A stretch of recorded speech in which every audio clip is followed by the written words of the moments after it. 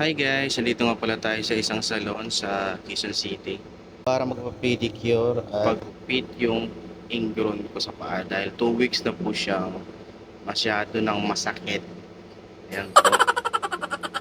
Pasintabi pa pala sa mga kumakain dyan po.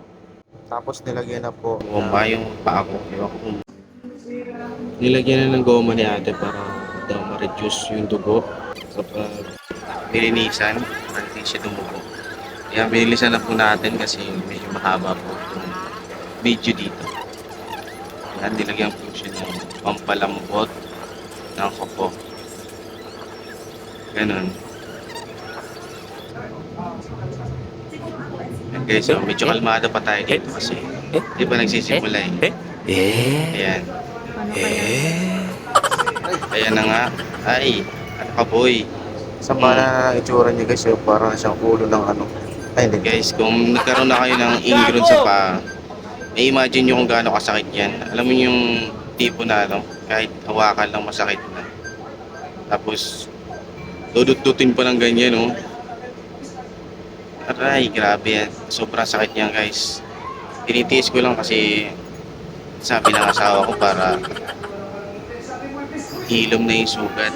Kasi tagal na niya, hindi siya naghihilom. Ayun, no? Sobrang sakit niyan, guys. Yan. Yan, no? Dudut-dutin pa ng ganun. Akala ko talaga pinuputol na yung paa ko sa sobrang sakit.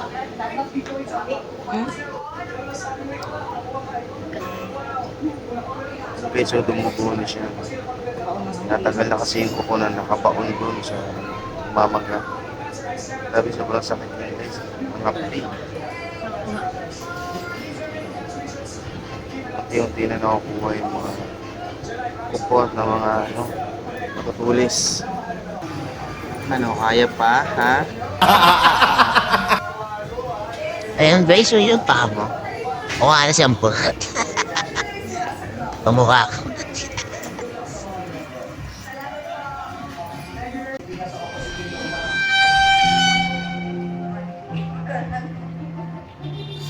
Ay, wala na po ata. Teka lang, ano ko itong balat Pag ako rin, may mayong pungad ko. Baka merong Ayan, maganyan na.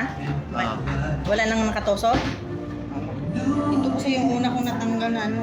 Oh, yun nga po yun. Yung kasi naiwan, eh. ha? Kasi na ano mo, nagalaw mo tapos itong naiwan sa ilalim. Maganyan ko na, mapisil na. Oh. Wala nang parang natutusok. Dito sa ano, wala naman. Dito lang sa ano yun. Ayan oh. Maganyan na. Pisil na. Kanina hindi maano no. Sobra.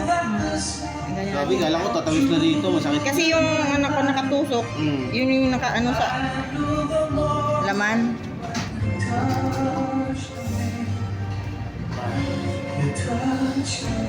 Basta maganyan na oh. No?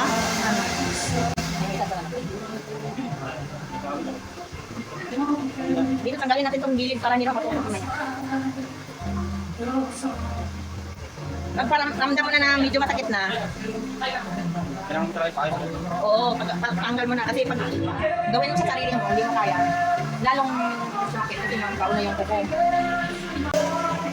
Ako po, ano to? Iba nga lulubon, matabunan ang kuko sa ano eh, yung maga. Pag hindi maano. Ayan guys, medyo maginhawa na sa pakiramdam kasi natanggal na yung Katusok. Kayo guys, kung mayroon kayong ganyan, ipatanggal ko na agad. Bago pa kayo ma-infection. Delikado po talaga.